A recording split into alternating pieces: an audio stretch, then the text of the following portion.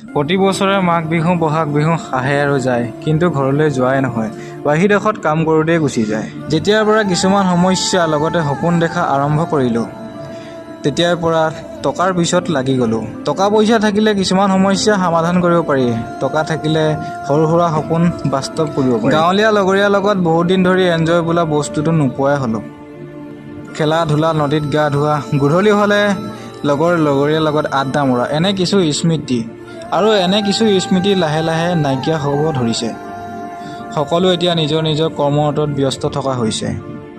অসমত থাকিও পইচা ইনকাম কৰিব পাৰি, কিন্তু ঠিকাদাৰে এসপ্তাহ পইচা দিবৰ কাৰণে বহুত চিন্তা কৰিব লগা হয়। সৰু সুৰা এটা বিজনেছ কৰিবলৈ পইচা দৰকাৰ হয়, সেই পইচা কাম কৰিলেহে পাম। কি যে কপাল!